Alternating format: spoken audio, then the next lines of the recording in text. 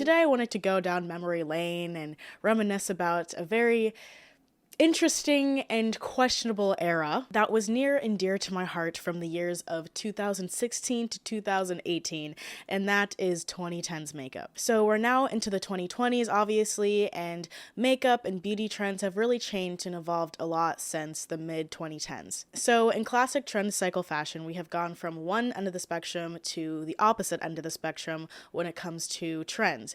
It used to be all about excessive, borderline drag makeup, full beat face every day, work, school, it didn't matter. That was the vibe. And now we're more into this clean girl aesthetic or no makeup and skincare and this more natural look. So in this video, I wanted to break down these trends, how they've changed and why, and what these trends say about ideal beauty and beauty standards and what we consider to be beautiful. Hey y'all, just a quick PSA announcement. My last video got age restricted and completely flopped. It's about EDs and the projection of insecurities onto female celebrities and how female celebrity bodies are highly surveilled in the media. If you didn't get this video recommended to you, then go check it out. I'll put the link in the description. So I think the origin of the 2010s makeup comes from the makeup tutorials that were really popular even from the very beginning of YouTube. I mean, all the way back to 2007, we have people like Michelle Phan, and then Blair Fowler, aka Juicy Star 07, Bethany Moda, Jackie Aina was around during this time, Gigi Gorgeous, and there were a lot of girls who were just doing regular makeup tutorials. I like to call this the MacBook makeup tutorial era because girls was just open up their MacBooks, got the webcam going, and they would just make makeup tutorials for whoever would watch. And I think these girls really set up the foundation for what was to come in the 2010s with makeup artists like Jeffree Star, Manny MUA, Patrick Star, Nikita Dragun, Laura Lee, James Charles. I mean, there were so many. And so during this era of beauty gurus, this is when we really started to see this rise in makeup culture, because it wasn't just for professionals anymore. If you wanted to do a dramatic prom makeup look for your senior prom, you could do that. All you had to do was go on YouTube and look up a tutorial, and there were hundreds of thousands to choose from. And so this made professional level makeup accessible, and if you practice enough, you could get good enough at it and do your own makeup without having to go to the Sephora counter or going to Ulta. So the makeup trends of this time were very interesting. You know, before I roast some of these makeup choices, I just want to say I was fully doing this back in 2016 to 2018. Like, I was in it. Do I have regrets? Yes. Would I do it again? Maybe not. I probably would have saved a lot of money, honestly. Actually, I lied. I would do it again because it was fun. And looking back at those pictures, I'm like, aw, like I had so much fun playing with makeup. So I don't regret it, and I wouldn't change a thing. Would I prefer if my younger self didn't wear as much makeup to cover up my insecurities? Sure. But it's like, what can you do? What can you do? I had no business buying all that makeup. I had no money to be doing that, but you know, it was a passion of mine. What can I say?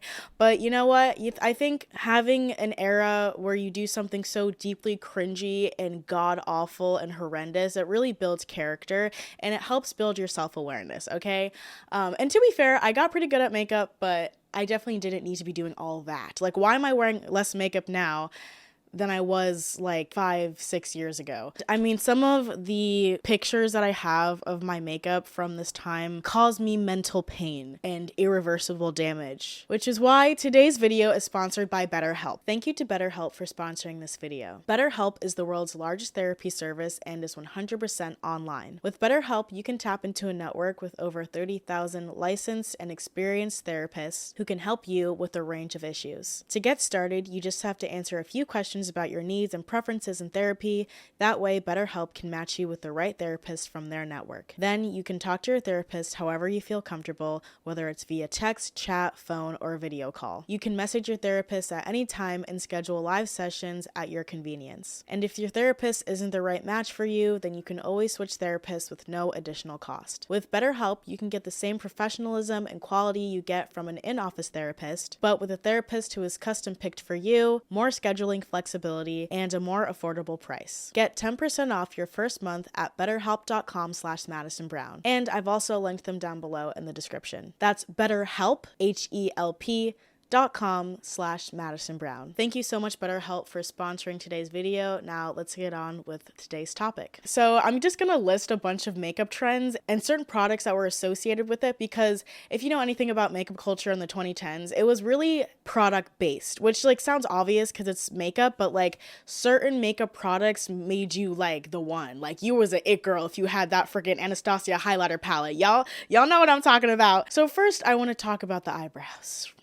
The brick, Sharpie, square, block brows. Painting the brows on. I mean, it was ridiculous. And I blame the Anastasia brow pomade for that because it was unnecessary. It's just, the eyebrows are so strong. I get it. Everybody wanted to be Cara Delevingne, but you know, you kind of have to already have hairs on your face for that. You could just like see the line. You could see like the where the eyebrow starts and the makeup ends. Like it was just too much. We had like the strong contour, just completely unblended. I mean, streaks of brown just on the face. It is so bad, I want to give you a 0, but that's not possible. So I give you a 1. Am I snatched? Is the contour snatching my face? No, it's not. It just makes you look like you were rolling in mud for a really long time. I'm going to associate this trend with another Anastasia product. They had like a contour kit that was really popular. Kat Von D also had one, which I never bought any of these because I feel like contour was hard to figure out if you were black at this time. If you needed like a contour kit, you couldn't buy it from like a regular Sephora brand because it probably wouldn't work for you. And then it's like you have like 3 extra shades that you're never going to use. So it's like, what's the point of buying this if I'm not even going to use half of it? Anyway, moving on, the lashes. Now, I do love a lash. I'm wearing some right now. I don't wear them as much as I used to. I feel like my face was naked without it, and that kind of fucked up my perception of my face and like how I felt about it and what I considered beautiful for myself. And it was just, you know, lash dysmorphia. I had lash dysmorphia. You know, big old lashes. If you didn't have a Miami lash popped on your fucking eyeballs every single day, were you even a beauty influencer? Like, please. And then of course the winged eyeliner. I also have some winged eyeliner on today. Kat Von D tattoo liner was everywhere. Do y'all remember when this girl went viral because she got in a literal car crash, but her eyeliner still stayed on, and it was like a huge endorsement for Kat Von D's tattoo liner? This is what I mean. Makeup culture was really something else back in the day. It was the shit. Kat Von D was really popping off before she was outed as a Nazi. I mean, she had some good stuff. But yeah, what did Taylor Swift say in that one song? Draw the cat eyes sharp enough to kill a man. Cat eye sharp enough to kill a man. See, it sounds like something that you would hear in 2016 during this time. But she wrote that in 2022. So it's hard being a millennial these days. I get it. Oh, one of my favorite trends was the fucking cut crease, bitch. That was the look. I spent weeks, months trying to perfect the cut crease. Eyeshadow palettes were all the rage at this point. I mean, I feel like the eyeshadow palette really had its time to shine during this era of makeup. I don't really think they're that popular anymore. The OG eyeshadow palette was the Naked palette, whether it was the first, second, or third. I had the second and third. The second one was, and then there was like the Morphe palettes, which I think really introduced this new level of creativity when it came to makeup, because you could get all of these colors for like a fairly cheap price. You know, I had like the rainbow one where I had like every freaking color of the rainbow, and I used to get real creative with that one. They shouldn't have let me get my hands on that because I was doing a lot with that Morphe palette. And then there was the Too Faced palettes, which was probably my favorite to come out of this entire era of makeup. Do I still have mine? Maybe. Hey, PSA, if you still have your eyeshadow palettes from 2016, just throw them away. Just do me a favor, pause the video and throw them away. Will I be doing the same? Probably not. Listen, there's a lot of eyeshadow in there. It's like it expires, but does it? I don't know. Collecting eyeshadow palettes is fun, but then you realize you have like the same shade of brown in each palette like 17 times in a row, and it's just like, okay, well, what am I doing this for? I remember my mom used to buy like the singular MAC eyeshadows, and I was like, why are you just buying one eyeshadow? That doesn't make any sense. You could have a whole galore of shadows. Why buy one when you could have 16? And it's like, well, actually, maybe you just need like a few, like 5, but you know, overconsumption was the vibe, which is also something I want to talk about. Matte lipstick. I would say this is my most hated trend of the entire makeup era. I despise despise matte lipstick. I don't know why we thought this was a look. I don't know why we thought it was cute. I mean, whose idea was it to get the most drying formula you could ever create and put it on the area of your face that requires the most moisture other than your fucking eyeballs? There was no reason for us to be wearing that because it's like, okay, maybe it looks good on camera, but like that's about it. It feels terrible on the lips, and I know damn well your mouth is gunky, bitch. It has gunk in the creases in the corners. You know what I'm talking about? When someone's talking and they have a fucking matte lip on, and you're like, oh my god. Do you need a tissue, bitch? Like, it was just gross. Even when you would reapply it, it would just get more like cakey and just nasty. Ugh, I'm like cringing just thinking about it. Big shout out to King Kylie though, because probably the best marketing to ever exist in the 2010s. She's like, oh, you're wondering how I grew my lips 10 times bigger within just a week? Well, it's just lip liner and lipstick. Do you want mine? It's only $10.99 or however much it was. I'm sure it was more than that. But like, it was like, okay, girl, I see the hustle. And then she's like, it was lip injections. But she still sold millions of that Candy K lip kit. Speaking of matte lipstick, matte everything. Just matte everything. There was no space for a gloss, for a sheen, for a shine. The only thing that was allowed to shine on your face was the chalky ass highlight that you smeared on your face and called it blinding, but really it just looked like you put fucking cornstarch on your face. Oh, sorry, I'm getting really passionate about this for some reason. Do you like it? I don't think it's enough. They don't call me LeBron James for no reason. Adding a light amount here. Your air traffic controller could never with this glow. My favorite tip is just a little bit of glow oil. Oh, I blended it out too much. Wait.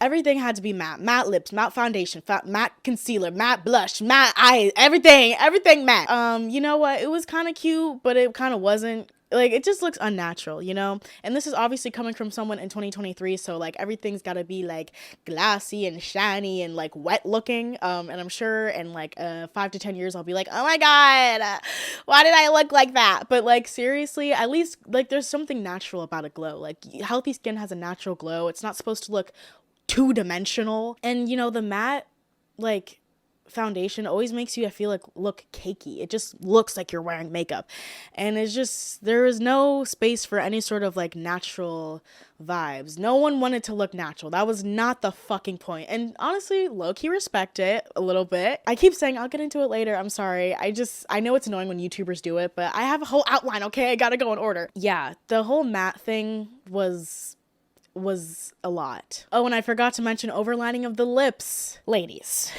if you're still overlining your lips in 2023, why don't you just join the rest of them and get some fucking lip injections? I'm just kidding. I don't know what's worse, lip injections or overlining your lips. Because, like, lip injections will have long-term consequences if you keep doing it over and over again. At least with overlining the lips, you can just fucking take that shit off at the end of the day. It just doesn't look great. It doesn't look great in person. It looks really obvious. And I just remember me and all my black female friends were laughing at these white girls drawing their lips on every day because my friends would get bullied for having big lips naturally. And now everyone wants to have big old juicy lips, but they have to draw it on and it looks crazy and weird. And then last but not least, the under eye baking. Or not just the under eye, just everywhere bake. Full beat, face in the oven.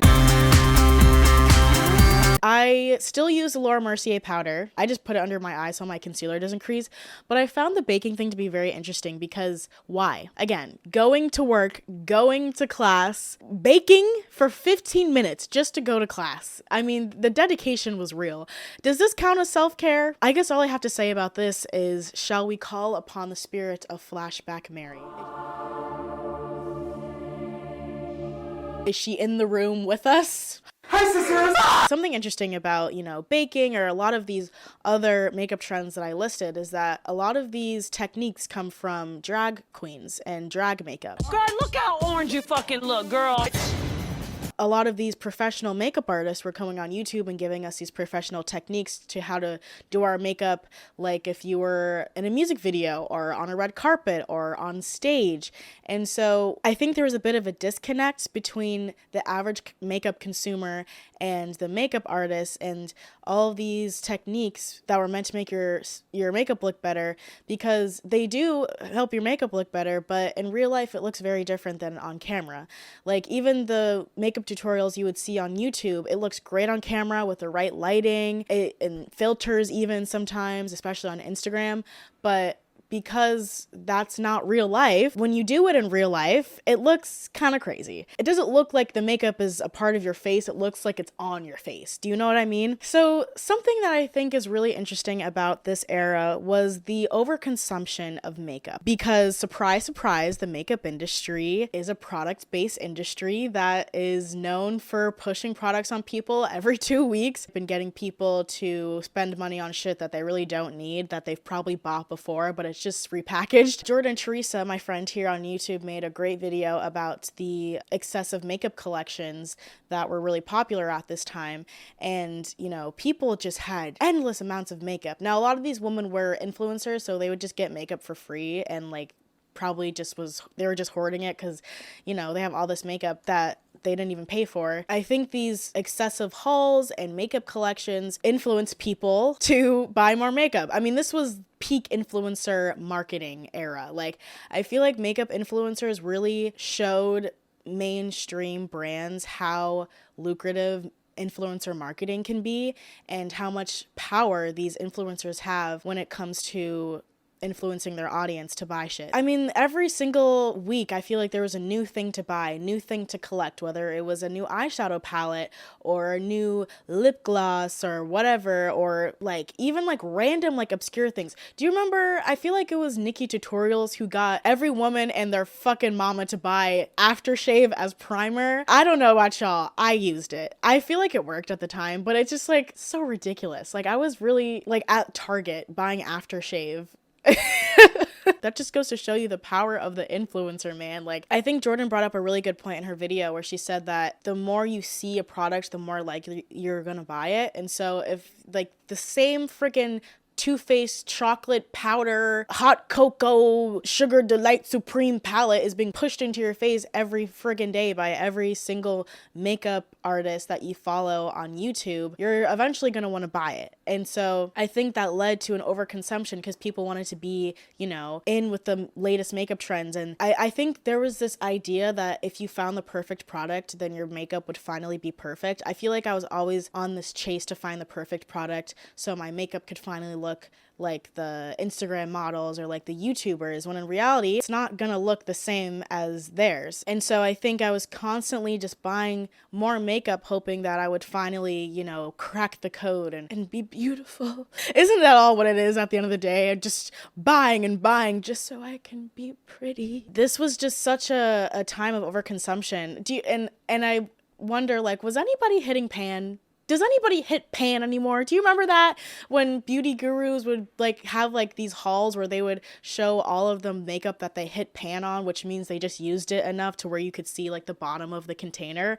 No one's hitting pan with these makeup collections. I mean, shit. I mean, people have like dedicated rooms to their makeup, which is insane to me. I fit all of my makeup into a bag, and I think that's more or less how it should be. I mean, obviously, makeup is a hobby, and these women do it professionally, so it's a bit different for them to have like a whole room dedicated to makeup if that's your whole job. But someone like me who just wears makeup when they're going out with friends or working or, you know, going to a special occasion, you don't really need all of that makeup. And a lot of that makeup goes to waste. And I think the tricky part about collecting makeup like that is that, you know, makeup goes bad, it expires. You can't resell it, especially if you've used it.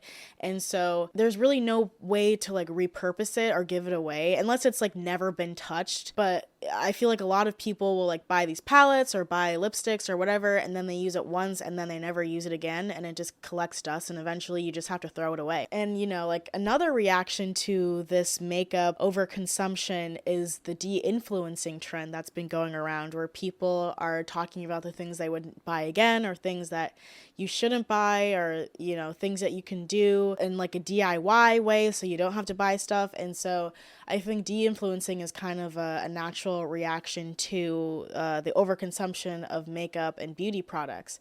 But going back to the whole influencer marketing thing, I mean, I feel like beauty gurus really put YouTubers on the map when it came to mainstream media.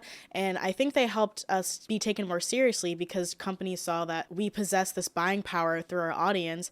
And also makeup brands started to realize that they could make even more money if they started collaborating with these YouTubers. Like, I think the first YouTuber makeup collab that I remember was the Jaclyn Hill and Becca Cosmetics Champagne Pop Highlighter. I mean, that had bitches in a chokehold. That was the fucking highlighter.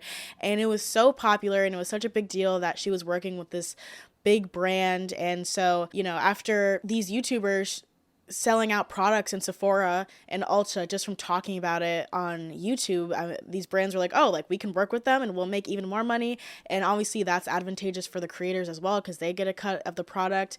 And I think what makes this work is the fact that, you know, these YouTubers are making reviews on the makeup and they're saying what they like and what they don't like about certain products. So if they are associated with the product, then their audience will automatically trust the product and go out and buy it because they know, oh, well, this YouTuber knows what they're talking about when it comes to makeup, so they're going to release a quality product that I actually will like and use. There's product here.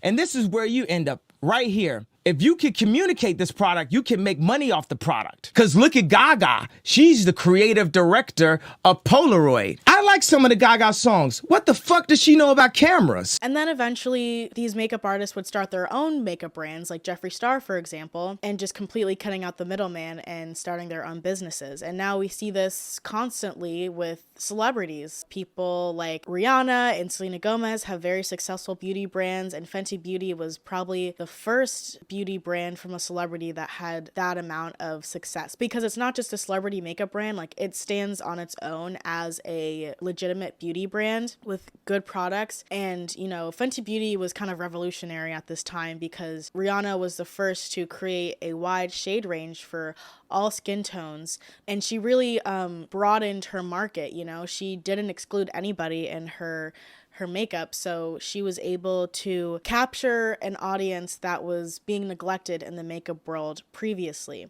which is what brings me to my next point, because I think makeup and inclusivity really went hand in hand at this time. So I think makeup actually opened up a lot of discussions around inclusivity and really contributed to how we view gender roles today and self-expression. During this era of makeup in the 2010s, we started to see more male beauty gurus like James Charles and Jeffree Star, Manny MUA, etc. And so we were starting to see a lot of boys in makeup, which wasn't really that popular before, other than drag makeup, which is obviously a very different thing than just like cisgender gay boy wearing makeup to like his cousin's birthday party. Like, it was a very different time. Makeup really created community, and it created a space for people who weren't women to wear makeup and express themselves in that way. And it also opened up space for women to be more expressive and artistic with makeup and experimenting with makeup, not just to look good, but to really express themselves in a way that's artistic.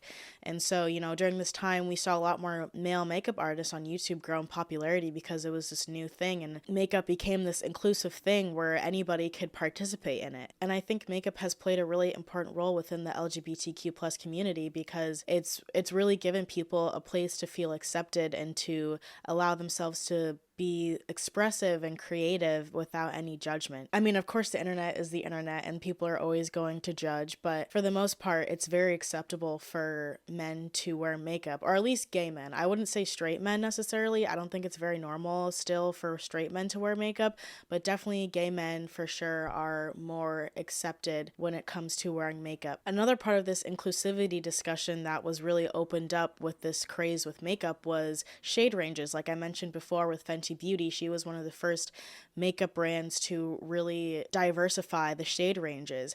And it's ridiculous to think that, you know, it took this long for makeup brands to realize that, oh, dark-skinned people wear makeup too. But, you know, there's just really not a lot of options for dark skinned people. I mean, I remember even going to the drugstore and not being able to find my foundation shade, which is odd because I'm not even dark skinned. I'm like very much in the middle of like brown. It's not an uncommon skin tone. Being dark skinned isn't an uncommon skin tone, but that just goes to show you how exclusive makeup could be. And it's really frustrating because women everywhere wear makeup, men wear makeup of all different shades, and it's so strange to me that it took until 2016 and a bunch of Twitter fingers to get these brands to wake the fuck up and realize that they need to make shades for everybody. But at this time, makeup brands were getting in trouble. Like, if you did not have an extensive shade range, you were getting fucking dragged on Twitter. And honestly, I support it. And I'm really glad that this has become more normalized. I did notice during this time, though, that I think companies would intentionally put out a limited shade range, and then after backlash, they would release a second collection of shades. And I think that was mostly outrage marketing, but it did get the brand attention, and that was like a common tactic around this time. But something I've noticed is that it seems like brands seem to only see this shade range inclusivity as a trend, because I saw a TikTok the other day where this dark skinned girl was like, oh, my favorite foundation has just been discontinued, and the brand that she was buying from discontinued her shade, which is just so disappointing. And it's like, I thought we were progressing, I thought we were getting better, but I guess these brands just view dark skin as a trend, which makes no sense because dark-skinned people will be around forever. I don't see how that makes sense, but I guess that's the downside when inclusivity becomes a trend. Although it's great in the moment, it doesn't always last, which really sucks. And it's kind of like, you know, when you're like the token hire, or you're like the token black person or token whatever person. In the moment, it's, you know, giving you an opportunity, it's making you feel included, but as soon as it's not trendy anymore and it's not making them the most amount of money, then you're out. You know, there's a lot of ugliness within the beauty community, ironically enough, and I think we have seen that time and time again, which I also would say in a way maybe has contributed to the downfall of this 2010s makeup. And maybe the behavior of these beauty gurus have caused some of the downfall in this 2010s makeup trend. Probably not. I mean, maybe more so like the beauty community in general, and like its role within the YouTube space has kind of died down partly because of this drama, but I think also people are just tired of beating their face to the gods every single day. I think a lot of the drama that happened within the beauty community was very petty, like high school mean girl bullshit. And I think those kinds of people tend to be attracted to the beauty guru space, because although I think makeup can be a really incredible, beautiful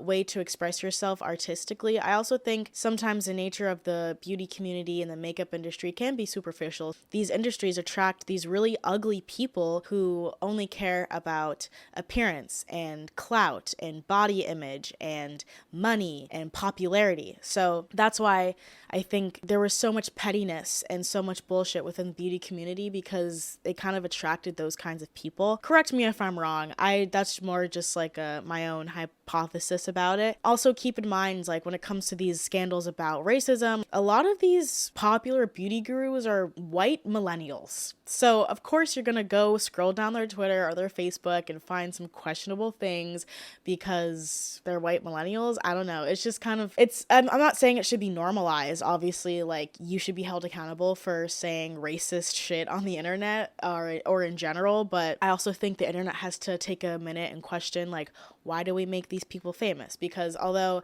yes, the algorithm has a big role in this, I think as consumers, we also choose who we make famous. I mean, that's kind of the beauty of the internet, right? So, I don't know. I'm kind of just throwing thoughts at the wall here. I would like to know what you guys think of this. Jordan brought up a really good point in her video about the nature of YouTube and the culture around it and how it has changed, because before it was really about what you had, you know, the hauls and the monthly favorites and the collections. All of that stuff revolved around physical items, materialistic things. Those are the things that got you popular on YouTube. Not to say you didn't need a personality. I think people like Jeffree Star became popular because he had the popular makeup and the makeup skills and the personality to back it up, and that made him a very entertaining content creator. But I think now it's all about personality, right? It's about who you are, what you have to say, and that's what makes you popular on the internet. Whereas the things that you have alone won't make you popular. You can't just have the hot new makeup palette or the hot new highlighter or whatever, and that'll get you millions of views. You have to have a personality that people resonate with. And I think due to this materialistic aspect of old YouTube, that made it easy for people with poor character to become popular. And I think because of this materialistic nature of YouTube at the time, it attracted materialistic people who could get away with being shitty because they had things. And people who only care about things and think that's what makes them important or makes them valuable, of course they're going to have scandals, and of course they're going to get themselves in trouble and be petty on the internet. Before I talk about skincare and the new wave of makeup and beauty, I want to talk about what this era of makeup and beauty said about society at the time.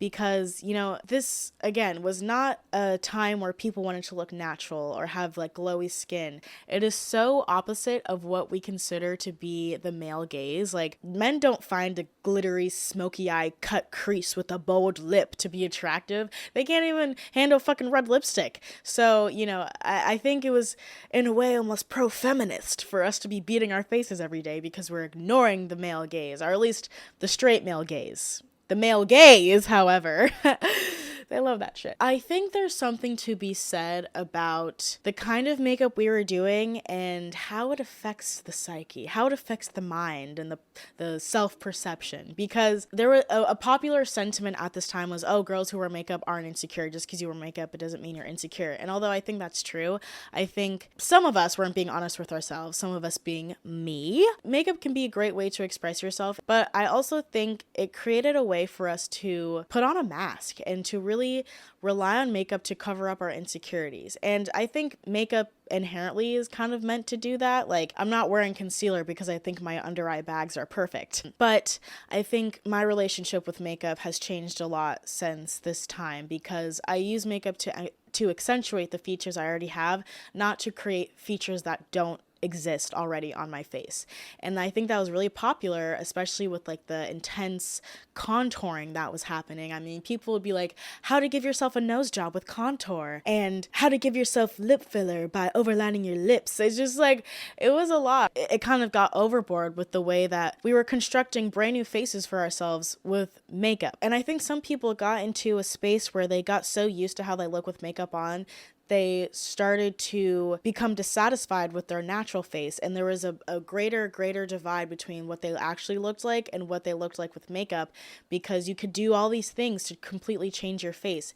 And, you know, again, this looks very different in person than on the internet, but I think this ability to reconstruct your face with makeup gives the same effect as a Instagram filter or a Snapchat filter or whatever, where you get this like face dysmorphia because you're so used to how you look with all of this shit on your face, and then it's harder for you to accept how you look naturally. I know I felt this way, where I felt like I got so used to how I looked with makeup on, I started to feel even more insecure about how my face was naturally.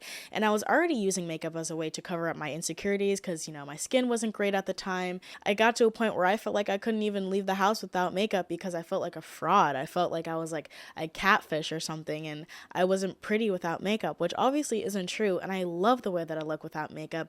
In fact, I prefer myself without makeup on most days. I didn't feel that confident when I was younger. And also, you know, my skin has improved a lot, and it's hard to feel confident with your natural face if your skin isn't the way you want it to be. And that can be really hard to tackle. I mean, skincare and getting your skin right takes a lot of time, and sometimes it involves factors that are not within your control.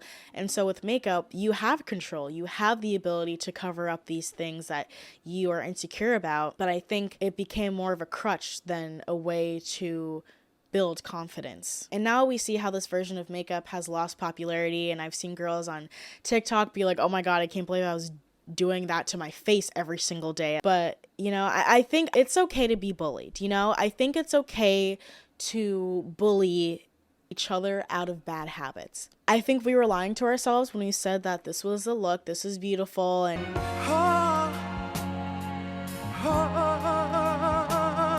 You ain't got the answer, Sway. Kanye. I've been doing this more than you. You know what? I will go ahead and say Sway had the answer. Just for the record, I'm just kidding. I don't actually condone bullying. I'm just being sarcastic.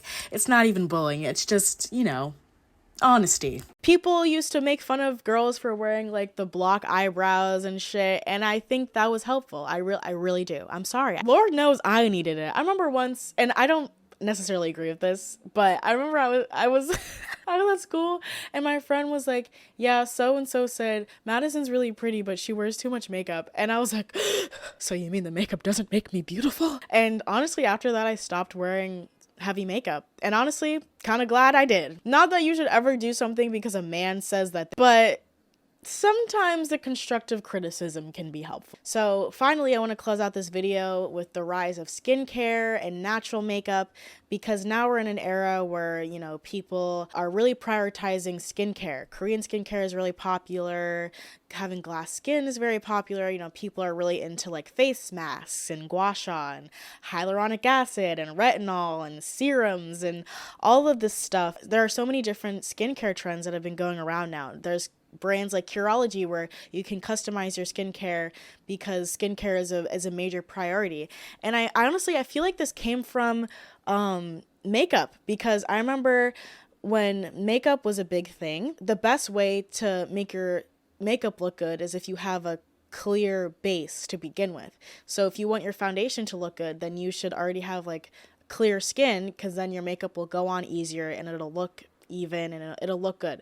And so people were like, oh, true, like let me, you know, get into the skincare so my makeup looks better. And now we're just more involved in skincare and really just, you know, doing minimal makeup and not wearing huge lashes and over contouring our faces. And now the dewy finish look is more popular because it looks more natural and glowy. I think as women we should be embracing our natural beauty. That being said, I think because makeup has had its downfall, now cosmetic procedures have had an uprise where, you know, people are getting lip filler instead of overlining their lips. People are getting injections and Botox and even things like lash extensions or brow tinting. Those are all small ways that you can enhance your beauty without putting makeup on. So you can just wake up and look beautiful and be ready to go. And, you know, lash extensions are really big right now. People get lash extensions all the time. So although not being naturally beautiful is more in, you have to do a lot of work to have this effortless natural beauty. And I think this kind of feeds in more to the traditional male gaze, because men want you to look beautiful all the time without actually having to try. I think I've said this in a video before. I've been on dates where guys are like, you don't really wear makeup, do you? And I'm like wearing a full face of makeup, and it's like, men say they don't like women who wear makeup. That's a lie. They like women who look pretty and don't look like they're wearing makeup, and it's not obvious to them. They just want the illusion. I think some people find the natural beauty thing very frustrating, because like I said earlier, you kind of just have to have naturally good looking skin if you want to pull off this clean girl natural makeup aesthetic, and it takes more time and effort and patience to have clear skin, and sometimes it's just not within your control to have clear skin. And so with makeup, it was a lot more accessible for people to wear makeup to cover up things that they were insecure about. And so I think there's more of an aspect of gatekeeping when it comes to this new form of beauty with natural beauty,